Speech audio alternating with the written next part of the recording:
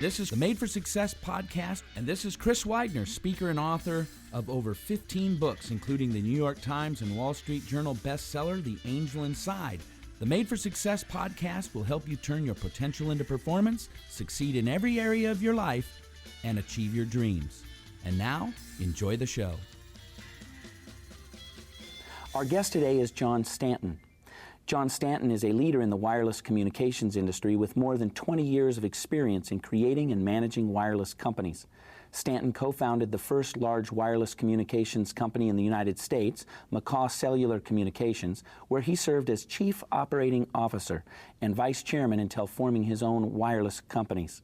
In 1992, Stanton founded Western Wireless, which in 1994 formed VoiceStream Wireless, its personal communication services subsidiary. Stanton has led VoiceStream Wireless's, now T-Mobile, growth from a small regional wireless company to a leading national wireless provider and one of the fastest growing wireless companies in the United States. Under Stanton's leadership, Western Wireless has grown to be one of the leading providers of communications in the Western United States and is one of the premier wireless companies serving rural areas. Stanton recently retired as chairman of T-Mobile USA and in 2005 sold Western Wireless Corporation. Stanton also serves as a board member of ADIC, Columbia Sportswear, and HTIL. He is also a trustee of Whitman College. Welcome, John. Thanks, Chris. Good to have you here. Nice to be here. I think we've met just one time before, but just briefly, but we have lots of mutual friends, and so it's nice to, having heard about you from them, to be able to finally sit down and be able to get to know you a little bit. Well, it's terrific to be able to participate in this great new program that you've got. Yeah, it's a lot of fun. As I think about T-Mobile and that being sort of your last thing, and you've moved on to some other stuff now, but I think about all the things that you were involved in. You're leading a large corporation, but then serving on other boards and all that kind of stuff. I find this with a lot of successful people. They've got their hands into lots of different things. How do you manage that? How do you keep so involved? Because so many people say, oh, I can barely get to work and come home and get the kids to the right places and that type of thing. What are the principles that you've lived by that have enabled you to be able to be involved in so much stuff? Well, managing time is, I think, probably what we all do. Whatever your job, whether you work in a factory, you deliver mail for a living, or you run a company, we all try to manage our time and do it in a way that allows us to really spend time on the things that are most important to us, our families and our communities, but also to do the things that are important in our businesses or our enterprises or whatever it is we do for a living. I've been in an interesting position in that really for the last 15 years, I've been involved in at least 2 companies at once, plus been on the boards of various public companies during that same period of time. I've had the huge advantage that I basically have been in one industry for my whole career. I've been in the wireless industry. So to a certain extent, although the issues change, the general content has remained the same, evolved, and the kinds of issues and background that you think about are very much similar.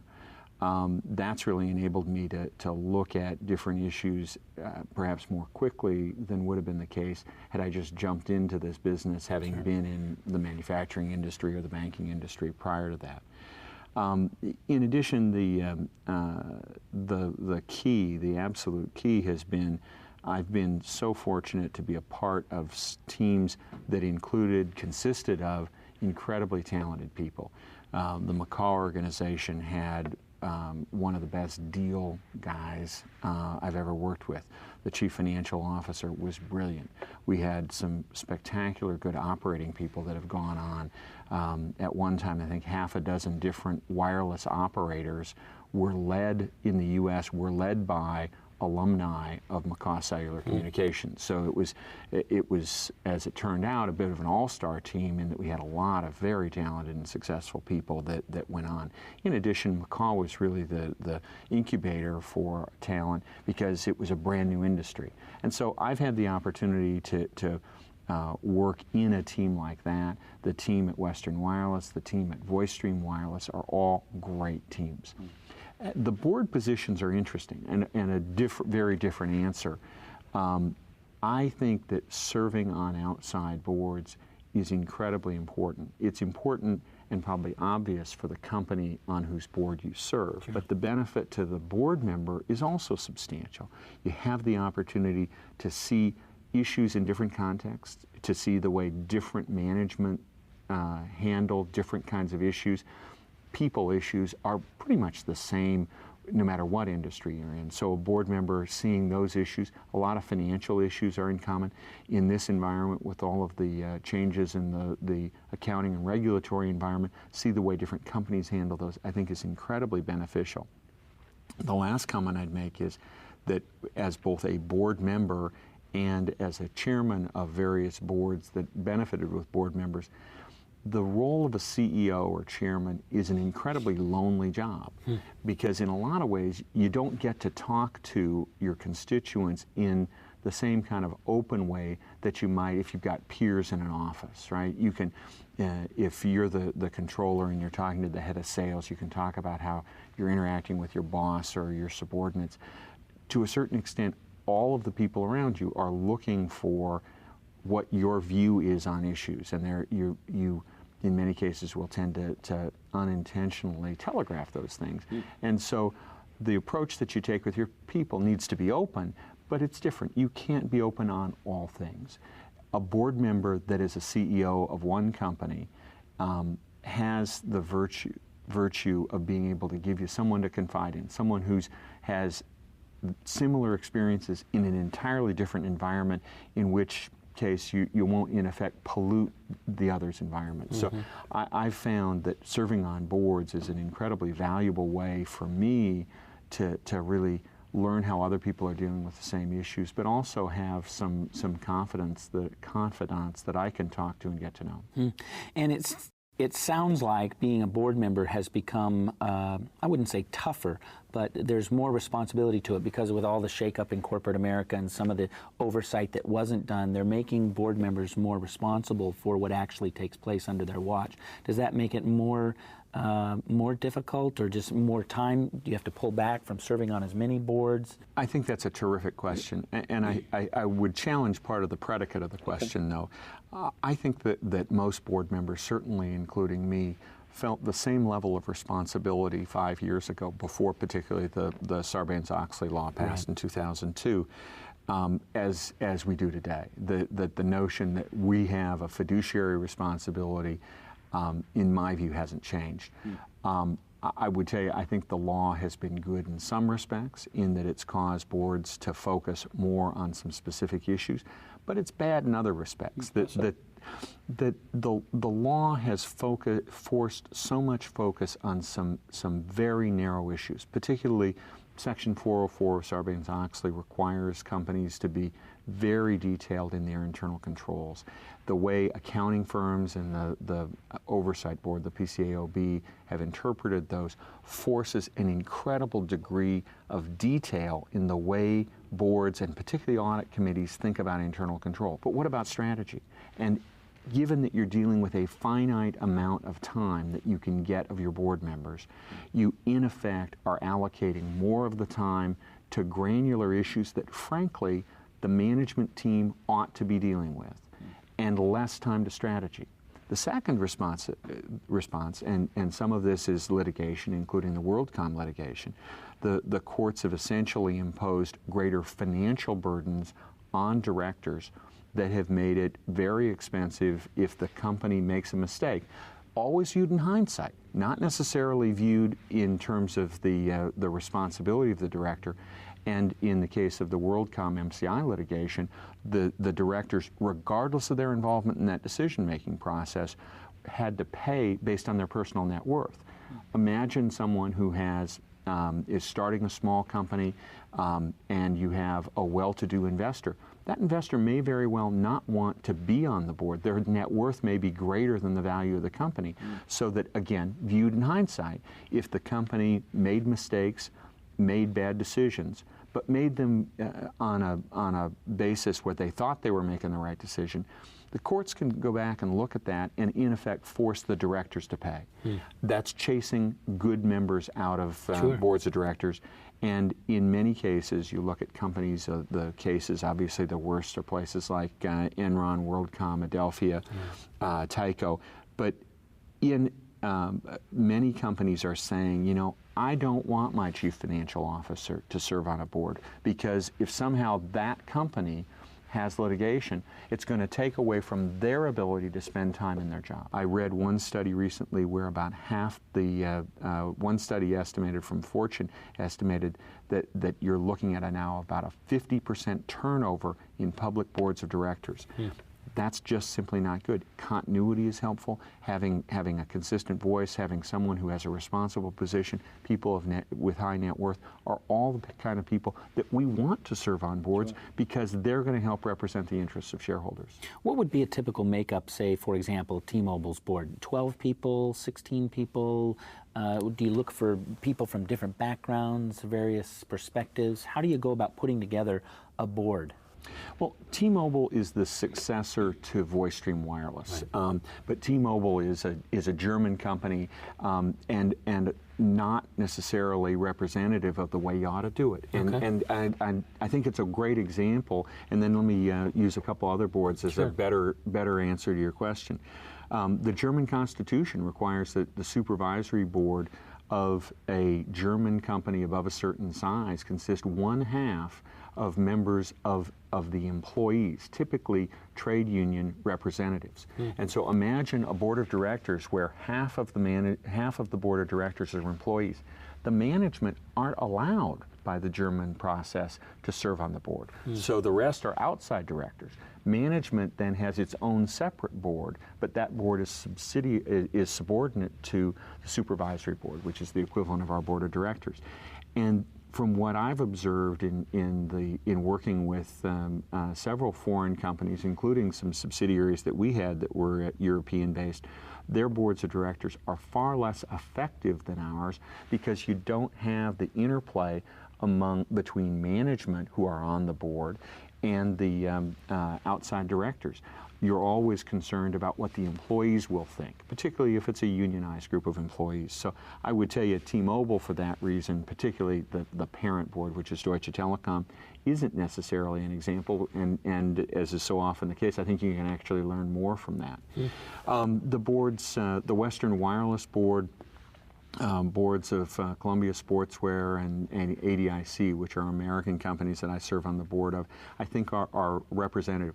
Typically, what you'll have is 1 or 2 members of management. I think the best scenario is actually having the chairman be a member of the chairman of the board, or the CEO be a member of the board of directors, and in general, not having other members of management that are actually on the board, but have them meet with the board. And then to have outside directors that include a couple of company CEOs that are in businesses largely unrelated. You obviously don't want a competitor, but businesses that have a particular need. Columbia Sportswear recently looked at its needs and said, we really need someone with a purely financial background, and went out and recruited the CFO of Intel, who's now on that board and has made some terrific contributions. The companies that we've looked at, we were looking for someone who had a background in marketing. So we went out and tried to recruit someone who had a marketing background, because we knew our business, the wireless business, was really evolving from a utility and a business that was a very narrow service-oriented business to much more competitive, where your marketing strategy makes a difference. So we went out and looked for people who had that kind of background. Western Wireless and before that McCaw Cellular also benefited enormously from one director, happens to be the same person, Dan Evans, former governor of the state of Washington, former U.S. Senator. Our business was heavily regulated. The relationship with government was very important. Dan always brought a wonderful perspective of understanding, in effect, what the government was thinking about us, and that was also helpful. But a man who had grown up and had background as a professional engineer, so also brought an understanding of some of the engineering challenges of our business. Do you think there's a transferable concept here for people who maybe are in small businesses, obviously not traded on the stock exchange or anything, but to set up what might be called an advisory board where they say, you know what, I could really improve my business by bringing together a group of men and women, maybe it's not 4 times a year, but maybe twice a year, to give me an outside perspective and to build a team around them. Is that something that you think might help smaller businesses as well, that kind of?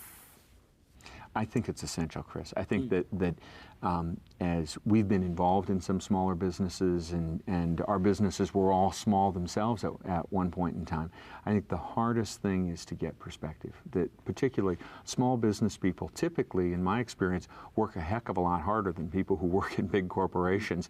They're doing everything from corporate strategy to sometimes emptying the trash, and they're doing it all themselves or with a relatively small team.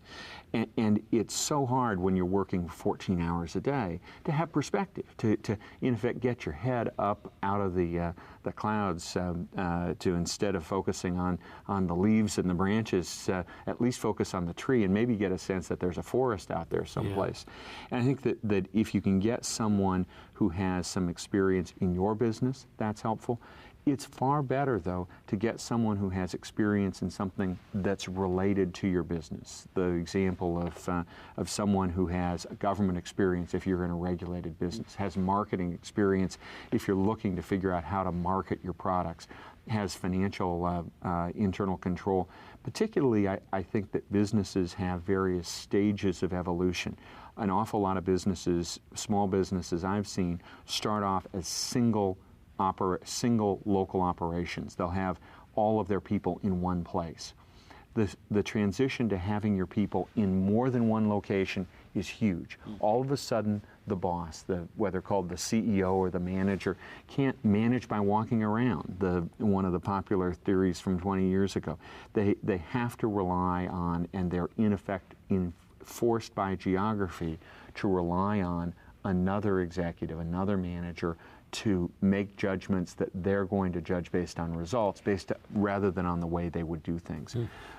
In larger businesses, going into international is a huge transition.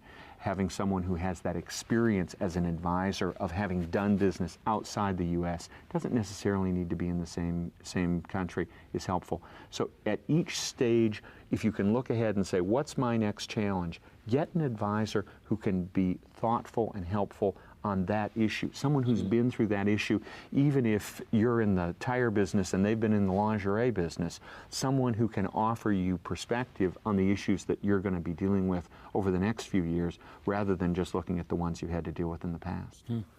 So long before you were CEO of T-Mobile, you started out as the CEO of a little blueberry company, right?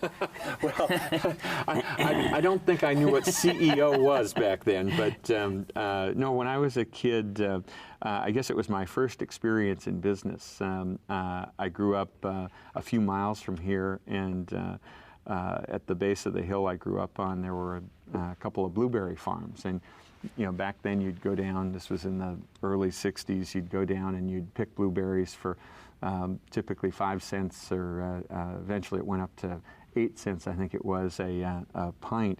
And I had the idea that, I went to the store and found out that if you were in the store, they were selling for 30 cents a pint. Well, there was an opportunity.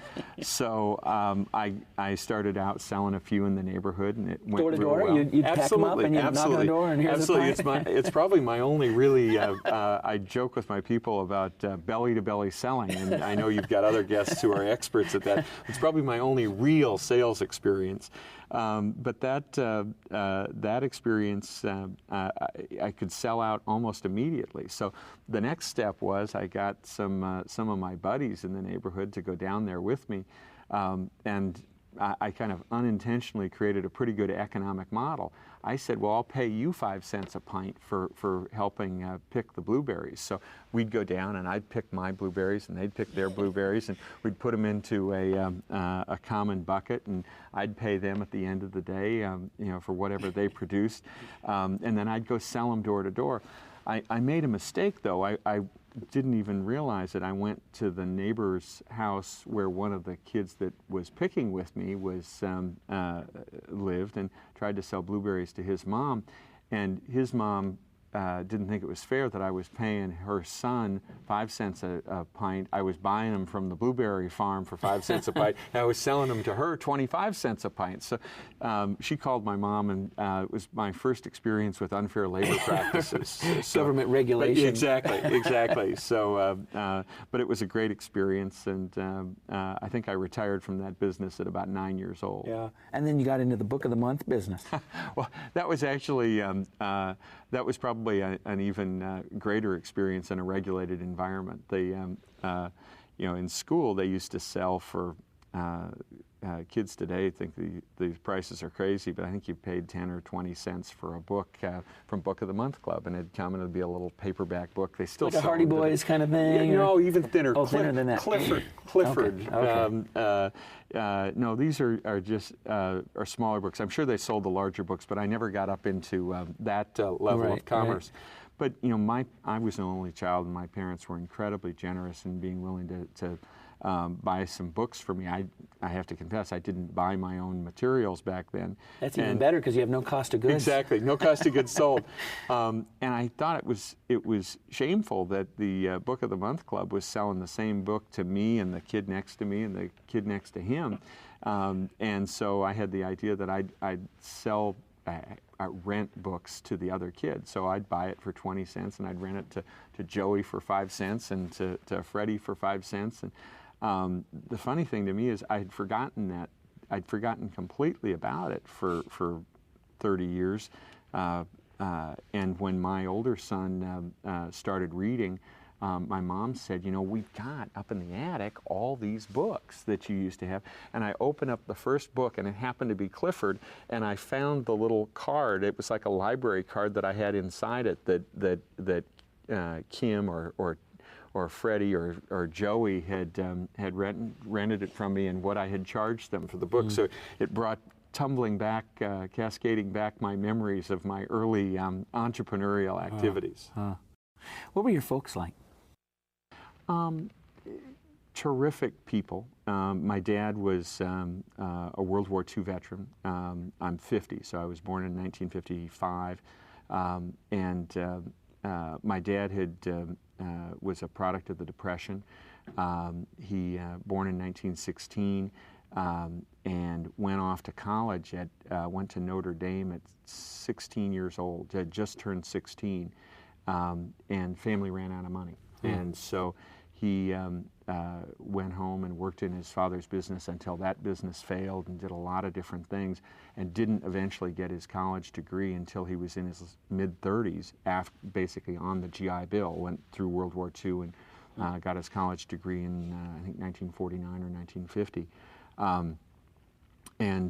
So he valued education tremendously. He, like a lot of particularly men from the Depression, was extremely conservative about money and very cautious and careful. My mom was, in a sense, in a very different environment. Her dad was a road contractor, very successful road contractor, both of them in Wisconsin. And so my mom grew up in a more affluent household. My parents met when my dad was a civil engineer for the state of Wisconsin and made my grandfather and my uncle rebuild a road 3 times. And my mother, who was working in the road contracting business, went to complain, and I guess the rest is history. But my dad had a chance to go to work for his father, his father-in-law, my grandfather, and after my mom and dad were married, and immediately thought, I don't want to work in a family business, particularly when his wife had 3 brothers. So he had a degree in engineering, came out to Seattle, and went to work for Boeing. And I guess the last thing I'd say, my dad got cancer actually when I was in grade school, although he was in remittance for a number of years. He eventually died in 1978. But when my dad got sick, my mom immediately went back to school and took some accounting classes, and then in addition to the degree she had in speech, as in speech and debate from the University of Wisconsin, went back and got a degree in speech and hearing therapy and then a master's in speech and hearing therapy, and went to work right after my dad died, and or excuse me, right after he got sick before he died. And but she was inspiring. She was a widow at 52, and she worked until she was 65, and then tried to retire and ended up getting dragged back 3 times over the next 6 years to serve when the woman who replaced her had an accident and then later maternity leave. So both of them worked very hard and were inspiring to me. What are the values, when you think of your mom and dad, what were the values that they ingrained in you that you think still serve you so well today? I think probably most of all that you can do anything. I can still hear my mom saying, between pick up your socks and eat your vegetables, you can do anything. You can be President of the United States. And the inspiration that someone believed in you at a very young age is so important. I think that even though I don't think of myself as particularly an organized person by nature, that being organized is important, and being able to know what you've got to do, get it done is important. The value of hard work. My dad would say, I don't think it was necessarily true, but he would say, I'm not as smart as the other guy, but I'm going to work harder. And I think it was true that he worked harder. I don't think it was true that he wasn't smarter than the other guy. But I think that's a philosophy that no matter how smart you are, no matter how capable you are, if you don't work hard, you're not going to do well. And I guess in many respects, most of all, in the end, treat people with respect. Yeah. Treat people, kind of golden rule stuff. Treat people the way you would like them to treat you, and have a sense of humor and enjoy people, but treat people with respect. Thanks for listening to the Made for Success podcast. Get to know us at madeforsuccess.com/podcast. Meet the hosts of the Made for Success podcast and pick up a free copy of the Totally Motivated ebook by Chris Widener. We will see you next time on the Made for Success podcast.